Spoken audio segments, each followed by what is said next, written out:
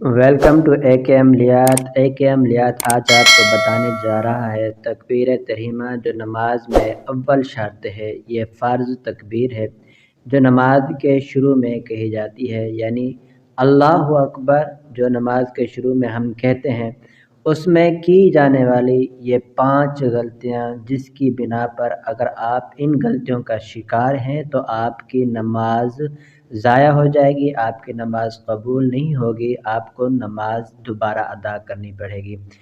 تو پہلے نمبر پہ ہے مقتدی نے تکبیر تحریمہ کا لفظ اللہ امام کے ساتھ کہا مگر اکبر امام سے پہلے ختم کر لیا تو نماز نہ ہوگی۔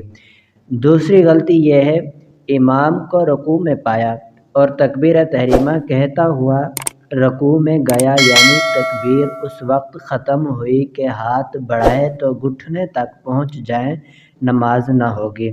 ایسے موقع پر کیا کرنا چاہیے؟ ایسے موقع پر باقاعدہ قاعدے کے مطابق پہلے کھڑے کھڑے تکبیر تحریمہ کہہ لیجئے، اس کے بعد اللہ اکبر کہتے ہوئے دوسری تکبیر کہتے ہوئے رکوع کیجئے۔ امام کے ساتھ اگر رکوع میں معمولی سی بھی شرکت ہو گئی تو رکعت مل جائے گی۔ اگر آپ کے رکوع میں داخل ہونے سے پہلے امام کھڑا ہو گیا تو رکعت نہ ملے گی، آپ کی رکعت رہ جائے گی، آپ کو سلام کے بعد ایک رکعت دوبارہ ادا کرنی ہوگی۔ تیسری غلطی جو ہے، جو شخص تکبیر کے تلفظ پر قادر نہ ہو، مثلا گنگا ہو یا اور کسی وجہ سے زبان بند ہو گئی ہو، اس پر تلفظ لازم نہیں، دل میں ارادہ کافی ہے اس کے لیے۔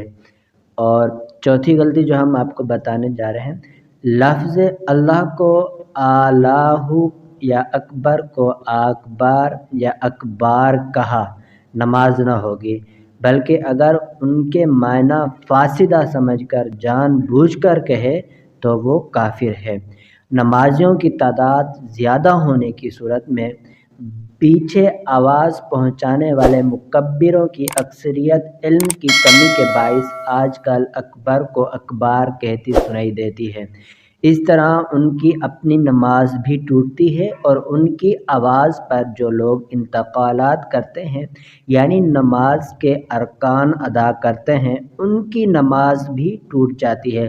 لہٰذا بغیر سیکھے کبھی مکبر نہیں بننا چاہیے۔ اور پانچویں اور آخری غلطی جو ہم آپ کو بتانے جا رہے ہیں وہ یہ ہے کہ پہلی رکعت کا رکوع مل گیا تو تکبیر اولیٰ کی فضیلت وہ پا گیا۔